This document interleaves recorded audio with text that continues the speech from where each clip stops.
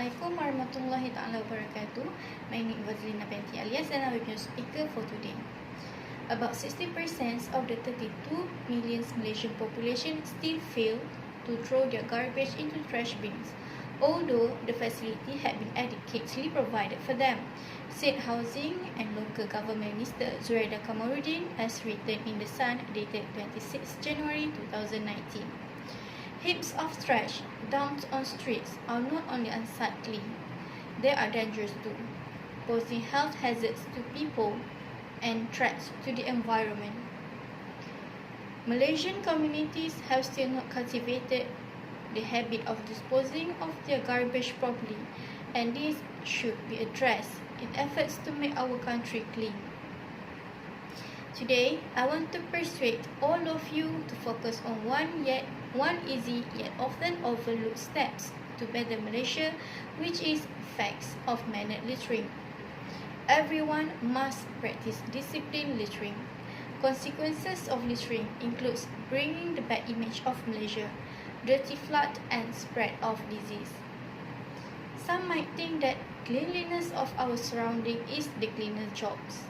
But let me persuade you that littering is creating a bad image on yourself and the community. Not being judgmental, but everyone does have their own opinion, and from my perspective, littering is giving the community a bad image. Littering significantly portrays a bad picture of an area as we can see here. Dirty place, uncivilized community, ineffective government. This might be some of your thoughts, as I thought the same. It takes two to tango.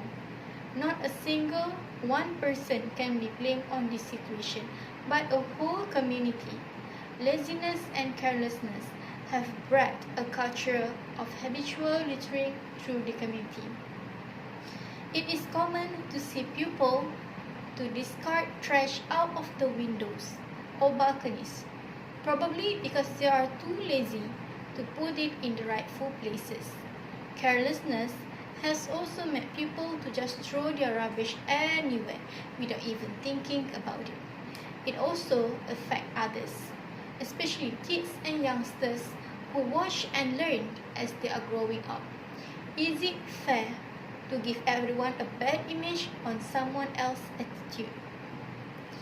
Some people might say that no trash can nearby is a valid reason to litter, but let me tell you that littering can cause flood.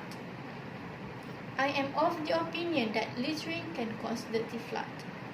Flood is a disaster that might happen naturally because of the climate change and can also happen because of our own hands.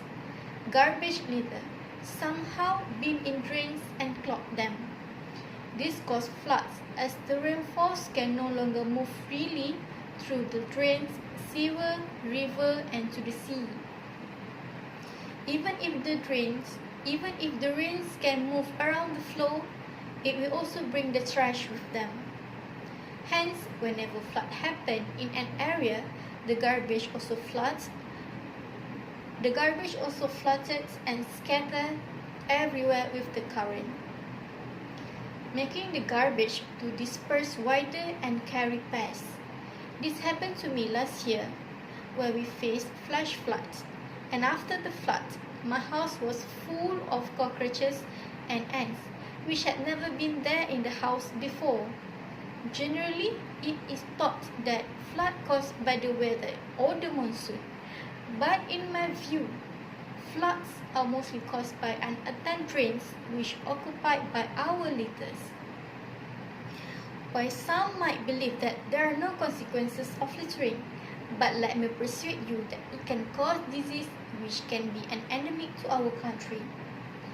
Do you realize that the attitude of littering can cause disease? Garbage littered with stagnant water which could breed mosquitoes and could be a dining table to many kinds of pests.